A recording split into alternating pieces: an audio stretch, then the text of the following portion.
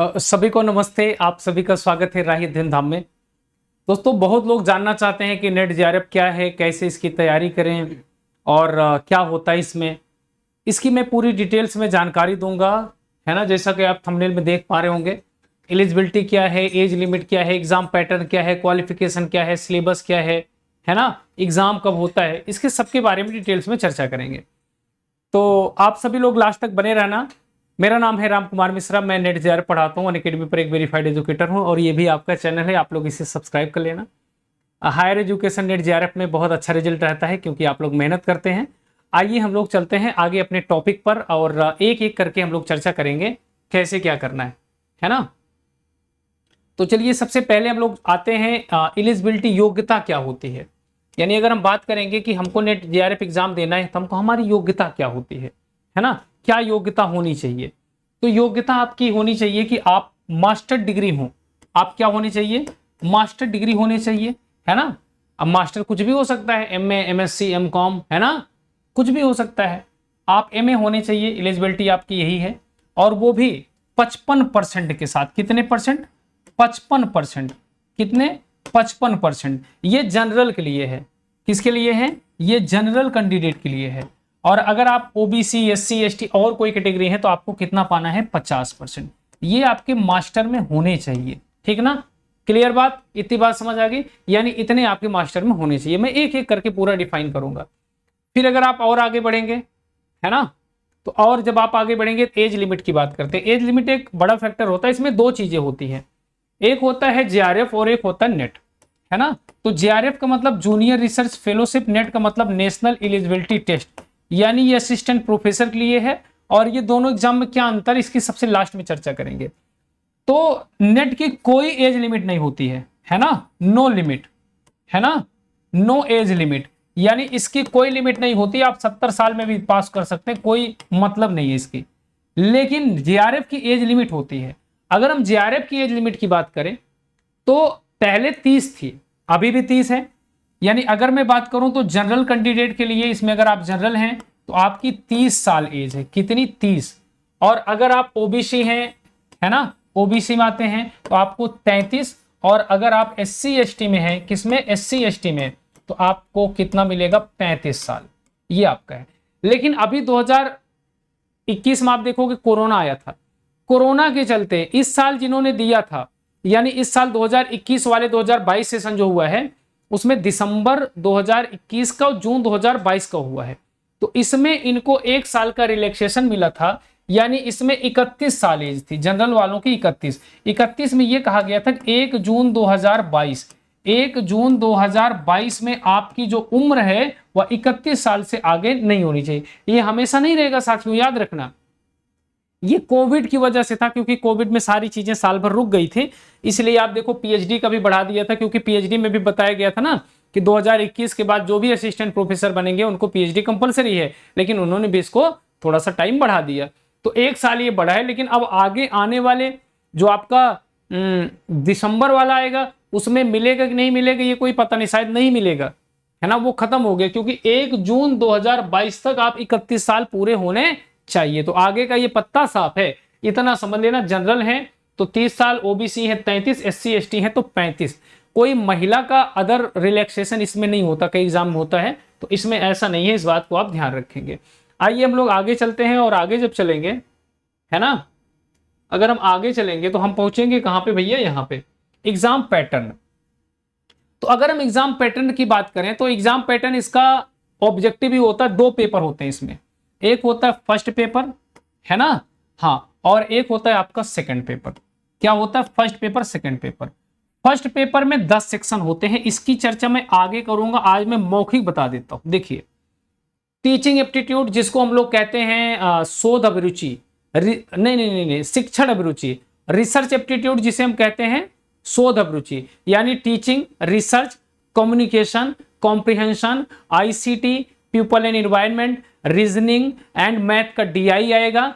और आपका higher education से प्रश्न आता है। टोटल 10 सेक्शन होते हैं। हिंदी में अगर मैं बात करूं तो शिक्षण अभिरुचि, शोध अभिरुचि, और कम्युनिकेशन को क्या कहते हैं, संचार, आईसीटी यानी कंप्यूटर आपका हो गया, एंड पीपल एंड एनवायरनमेंट यानी आपका पर्यावरण हो गया, और आपके पैसे से प्रश्न आएंगे, और रीजनिंग से प्रश्न आएगा, मैथ से डीआई से प्रश्न आएगा, हायर एजुकेशन यानी उसको क्या बोलते हैं, उच्च शिक्षा से, मतलब जैसे होता है ना आयोग से, कौन कौन से आयोग हैं, ये मिला के पूरे 10 सेक्शन होते हैं, उससे कितने प्रश्न आएंगे, 50 प्रश्न आएगा। कितना? 50। और सेकंड पेपर आपका सब्जेक्ट्स होता है जिसमें 100 प्रश्न होते हैं। कितने? 100 क्वेश्चन होते हैं। और फर्स्ट पेपर में कितने प्रश्न होते हैं? 50। कितने प्रश्न होते हैं? 50 क्वेश्चन होते हैं। ये सबके लिए सेम होता है और ये अलग अलग होता है। अब अगर मैं हिंदी की बात करूं तो हिंदी में इसमें 10 यूनिट है। ये मैं अलग से किसी दिन विस्तार से बताऊंगा, क्योंकि इसे सभी लोग देखेंगे तो इसमें ज्यादा एक सब्जेक्ट पर फोकस करना ठीक नहीं है। अगर मैं हिंदी की बात करूं फिर भी सरसरी नजर से आपको बता देता हूं। यूनिट 1 है भाषा विज्ञान, यूनिट 2 हिंदी साहित्य का इतिहास है, यूनिट 3 साहित्य शास्त्र यानी काव्य शास्त्र है, यूनिट 4 वैचारिक पृष्ठभूमि है, यूनिट 5 कविता है, यूनिट 6 उपन्यास है, यूनिट 7 कहानी है, यूनिट 8 नाटक है, यूनिट 9 निबंध है, और यूनिट 10 गद्य की अन्य विधाएं हैं। इस पर चर्चा मैं आगे विस्तृत करूंगा। तो ये आपका एग्जाम पैटर्न हो गया। एग्जाम पैटर्न में आपको एक चीज और ध्यान देनी है, इसका पास करने का क्राइटेरिया होता है। क्या होता है जी? क्राइटेरिया। उस क्राइटेरिया को समझेंगे हम फर्स्ट पेपर और सेकंड पेपर मिला के। फर्स्ट और सेकंड पेपर मिला के यानी 150 में से आपको मिनिमम 40% पाना है, तब आपके कॉपी आगे चेक होगी, यानी तब आपकी मेरिट बाद में बनेगी। 40% पास नहीं होगा, 40% मिनिमम आपका पाना है, तब आप बाद में उस कैटेगरी में आपका नाम लिया जाएगा। और अगर ये तो जनरल के लिए है, ये तो जनरल के लिए है। और अगर आप अदर कैटेगरी के हैं तो आपको कितना लाना है? 35% लेके आना है, दोनों पेपर मिला के, है ना, दोनों पेपर मिला के। अगर आप अदर कैटेगरी के हैं तो 40 का मतलब होता है 150 में से 60 प्रश्न। कितने? 60 प्रश्न। तो 60 प्रश्न सिलेक्शन नहीं होगा, सिलेक्शन आपका देखोगे नेट का जाता है 55-60 प्रश्न तक, जेआरएफ का जाता है 65 प्रश्न तक। लेकिन इसका क्या होता है ना कि ये टोटल में कंबाइंड करके लेते हैं। जैसे मान लीजिए 1000 लोगों ने फॉर्म भरा, तो 1000 लोगों में से मान लो 500 लोगों ने 40% नंबर पाए, तो उस 500 में से 6% लोगों को चुनेंगे। इसलिए ऐसा किया जाता है जिससे बाहर लोगों को निकाल सके और उसमें से वो मेरिट बना सके। ठीक है, ये फाइनल नहीं होता इतना पाली आप सिलेक्शन हो लिया, नहीं, सिलेक्शन का मैं अलग अलग बताऊंगा कैसे क्या होता है। फिर अगर आप आगे बढ़ेंगे, एग्जाम पैटर्न आपको समझ आ गया है ना। अगर आप और आगे बढ़ेंगे तो आपको सिलेबस तो मैं उसी में आपको बता दिया ना, सिलेबस तो आपको उसी में बता दिया। फर्स्ट पेपर सेकंड पेपर बताया कि नहीं बताया? यानी फर्स्ट पेपर होगा, इसमें 50 प्रश्न होंगे आपके, 50 क्वेश्चन होगा। और सेकंड पेपर ये सबके लिए होता है, सेकंड पेपर में 100 क्वेश्चन होंगे। कितने होंगे? 100 क्वेश्चन। और क्वालिफाइंग का कितना बताया आपको कि 40% आप अगर जनरल के हैं तो मिनिमम 40% आपका होना चाहिए इसमें। और अगर आप अदर कैटेगरी के हैं तो 35% होना चाहिए। अगर हिंदी वाले की फाइनल मेरिट की बात करूं, अगर आप जेआरएफ चाहते हैं तो आपको टोटल कितने नंबर? लगभग 65% प्लस आपको चाहिए जनरल के लिए, है ना। और ओबीसी के लिए कितना चाहिए? कम से कम 62-63% चाहिए। एससी के लिए कितना चाहिए? 60% 61% चाहिए। और अगर आप नेट की बात करें तो 60%, है ना, 57%। और आप ले लीजिए इसे कितना परसेंट? 53%। ये समझ लीजिए कि फाइनल, ये तो क्राइटेरिया है, ये तो फाइनल। अगर आपका इतना परसेंट है तो आपका चयन होगा। इसके बारे में मैं डिटेल्स वीडियो अलग से बनाऊंगा, इसे मैं हटा देता हूं जिससे कंफ्यूजन ना हो, है ना। ये तो मिनिमम क्वालिफिकेशन की बात करें, मिनिमम क्वालिफाई आपको इतना चाहिए ही चाहिए, तब आप आगे मेरिट के लिए एलिजिबल होंगे। ठीक है जी। तो ये तो आपका सिलेबस हो गया। सिलेबस फिर से बता देता हूं, फर्स्ट पेपर का मैंने अभी बताया है 10 सेक्शन होंगे, और सेकंड पेपर का भी ये सबके लिए होगा। First paper same, second paper अपने अपने टॉपिक से होता है। और आगे बढ़ता हूं, क्वालिफाइंग मार्क्स, यही जो अभी पीछे बता दिया था ना क्वालिफाइंग मार्क्स आपको, तो क्वालिफाइंग मार्क्स में क्या चाहिए आपको फिर से एक बार बता देता हूं।